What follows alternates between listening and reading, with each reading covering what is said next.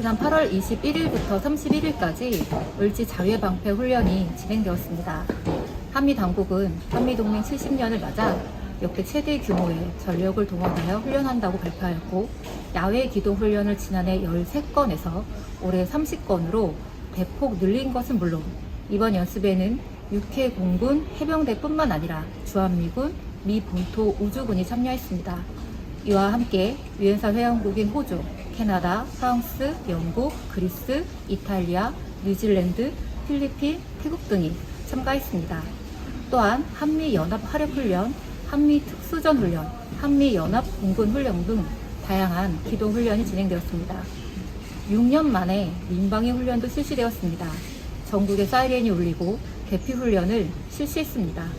모두가 예상했던 대로 북한은 강력하게 반발하며 대응훈련을 실시했습니다.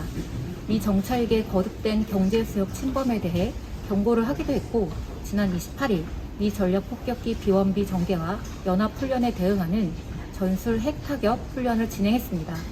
북측의 발표에 의하면 지휘 거점과 작전 비행장을 초토화시키는 훈련이었습니다. 지난 7월 부산항에 입항한 미국의 핵 전략 잠수함에 윤석열 대통령이 올라가서 북도발식 정권 종말을 운운했던 것을 기억하십니까? 한반도는 끝없는 대결 정책과 한미연합 군사훈련으로 일촉즉발의 전쟁 위기 상황이 되었습니다. 우크라이나 전쟁에서 미국은 우크라이나에 끝없는 무기 지원을 해주고, 미국의 무기 제조회사, 에너지 회사들은 엄청난 수입을 거두어들이고 있습니다. 전쟁으로 목숨을 잃는 것은 러시아와 우크라이나 군인과 민간인입니다. 끝까지 평화 협상을 거부하면서 전 세계를 돌아다니며 무기를 구걸하는 젤렌스키는 이집트에 고급 빌라를 사들이고 있습니다. 전쟁이 나면 우리는 미국 상황이 되는 것이 아니라 러시아와 우크라이나 상황이 되는 것입니다. 전쟁이 나면 군사 지휘권도 얻게 되는 윤석열 대통령은 벙커에 들어가서 자기 이익과 안전만 챙기게 될 것입니다. 시민 여러분, 전쟁은 반드시 막아야 합니다. 전쟁은 누가 이기고 지는 싸움이 아니라 모두의 절멸입니다. 한미연합 군사훈련을 반드시 중단시켜야 합니다. 윤석열 정권에서 실시되는 한미연합 군사훈련은 크게 4가지 특징이 있습니다. 첫째는 횟수와 강도가 늘어났다는 것입니다. 60조에 달하는 국방비로 끊임없이 첨단 무기 체계를 구축하고 한반도도 모자라 전 세계를 누비며 미국과 군사훈련을 벌이고 있습니다. 둘째는 핵 전력 전개가 증가했다는 것입니다. 지난 7월 18일 한미 핵 협의 그룹이 출범했고 42년 만에 미국의 핵 잠수함이 한반도에 들어왔습니다. 전략 핵폭격기 비원비의 전개도 빈번합니다. 북의 핵무력 완성 이후 불안한 한국의 보수 세력은 한국의 자체 핵무기 개발이나 오커스처럼 미국의 핵무기를 공유하기를 원합니다. 미국이 과연 미 본토에 핵무기가 날아오는 것을 감수하면서까지 한국을 지켜줄 것인지에 대한 의구심도 언제나 가지고 있습니다. 하지만 미국은 자신의 핵무기를 그 어떤 나라와 공유하지도 훈련을 같이 하지도 않습니다.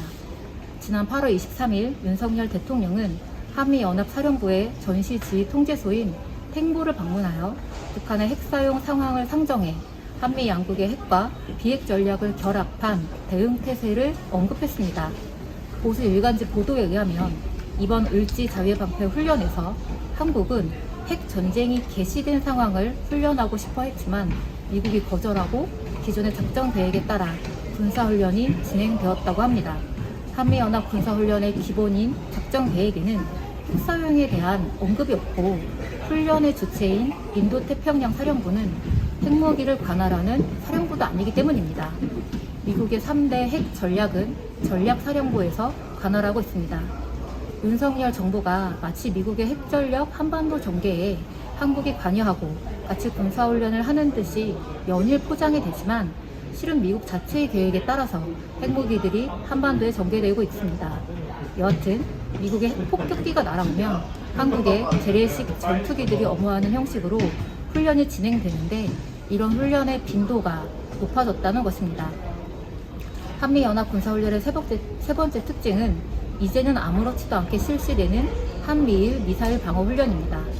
캠프 데이비드 정상회담에서도 강조되었고 이번 UFS 훈련에서도 실기도 훈련으로 실시된 한미 미사일 방어 훈련은 앞에서 언급한 미국의 핵무기 공격의 사전 조건입니다. 상대의 공격 징후를 사전에 완벽하게 탐지하고 막아낸 다음에 핵 공격을 하는 것이 기본입니다. 그리고 미사일 방어를 위해서는 우주군의 참여도 필수입니다. 문제는 이 훈련이 상정하고 있는 상대가 북한뿐만 아니라 중국도 포함된다는 것입니다. 즉 한미 훈련의 성격이 한반도를 넘어 중국까지 겨냥하고 있고 미국 말 잘 들어가면 훈련에 참여하는 것은 미국의 대중국 군사 압박에 한국이 스스로 참전하는 것입니다. 한미연합 군사훈련의 네 번째 특징은 유엔사 참가입니다. 윤석열 대통령이 광복절 경축사에서 유엔사 후방기지를 언급하는데 한미일이 군사동맹으로까지 가는 것이 쉽지 않은 상황에서 미국은 또 하나의 대안으로 유엔사를 강화하고 있습니다. 유엔사는 한미일 군사협력의 거점이 될 수 있는 조건이 충분히 마련되어 있고 윤석열 대통령이 유엔사 해체를 이야기하는 세력을 반국가 세력으로 몰아대는 것은 유엔사를 강화하기 위한 하나의 포석으로 해석됩니다. 이렇게 한미연합 군사훈련들의 특징들을 살펴보았는데요. 한반도의 군사적 긴장이 높아지는 것만큼 평화를 지켜내기 위한 실천이 더욱 절실할 때인 것 같습니다. 감사합니다.